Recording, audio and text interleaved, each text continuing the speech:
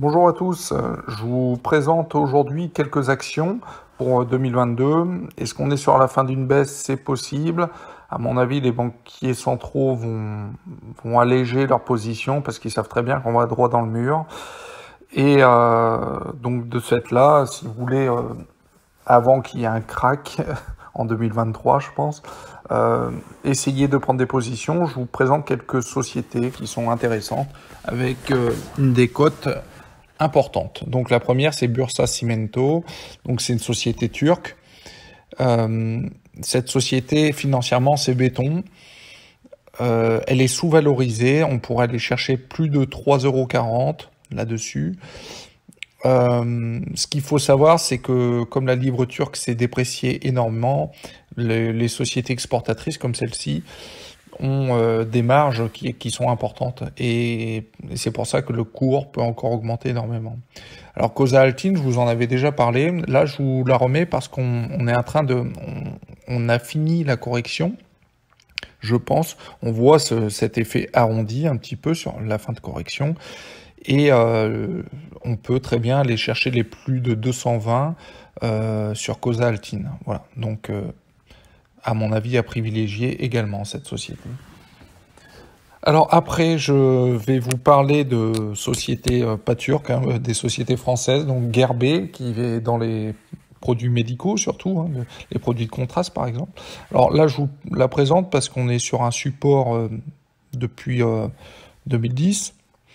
Et en fait, financièrement, Gerbet, c'est pas mal. Je pense qu'on peut aller chercher les 50% de hausse assez facilement.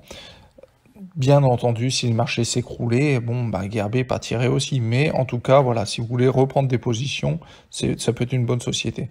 Alors, je vous ai mis aussi Holcim, vous voyez. Donc, un potentiel de hausse de quasiment 50%.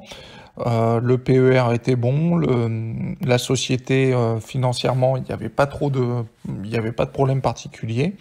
Donc voilà, une société pour laquelle je pourrais investir également. On voit qu'on est sur un support hein, aussi là en ce moment. Donc pourquoi pas quoi.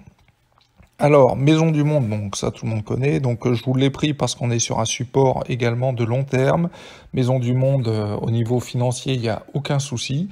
Et il y a peut-être moyen sur cette société de faire 50% de hausse. Alors, est-ce qu'on peut casser encore les plus bas d'aujourd'hui? Je pense pas, parce que là, financièrement, on est vraiment un PER qui est assez faible, des bonnes liquidités, donc voilà, je la mettrai bien en portefeuille. Alors Stellantis, pareil, je vous la montre parce que on est sur le support de 2017. Alors, est-ce qu'on est à la fin de la correction? Je peux pas vous dire, mais en tout cas, financièrement, c'est plutôt correct pour Stellantis. Il y a la possibilité d'aller chercher 50% de hausse également sur cette société. Voilà. Donc, c'est des sociétés qui sont pas très risquées, hein, Stellantis, toutes celles que je vous montre. Alors, TX Group, alors cette fois-ci, on est peut-être encore un peu tôt pour la prendre, parce qu'elle peut encore corriger un petit peu, mais financièrement c'est assez béton, c'est suisse, et les supports, hein, ils sont quand même pas très loin, voilà. Donc à surveiller, et pourquoi pas à prendre si on voit que la bourse redécolle. Alors, une société taïwanaise, c'est Citronix que je vous présente. Alors, j'ai juste regardé les ratios financiers pour le coup, et les ratios financiers étaient très bons, donc c'est pour ça que je vous la présente. Bon, je la connais pas plus que ça, mais pourquoi pas. Donc Taïwan, et je pense que c'est la société qui avait les meilleurs ratios financiers de toutes. Hein. Voilà. Et on va passer à Polymétal. Alors là, c'est un gros risque, parce qu'en fait, c'est une société qui explore des mines de cuivre, d'or, de diamants, bon, bref, pas mal de choses. Et en fait, elle explore aussi beaucoup en Russie, et c'est pour ça que le cours s'est cassé la figure. Donc là, c'est vraiment sur de la spéculation, mais pourquoi pas, hein, parce que voilà, et des fois il faut aussi prendre des risques, hein, des risques mesurés, il faut pas mettre 100% de son portefeuille dessus.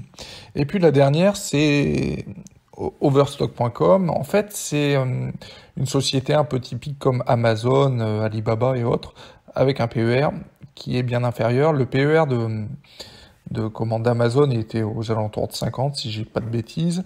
Celui d'Alibaba, il était à 29, hein, donc quand même beaucoup plus bas, et celui-ci, il est à 9, il me semble. Donc, une société qui financièrement, en plus, est béton. Merci, à bientôt.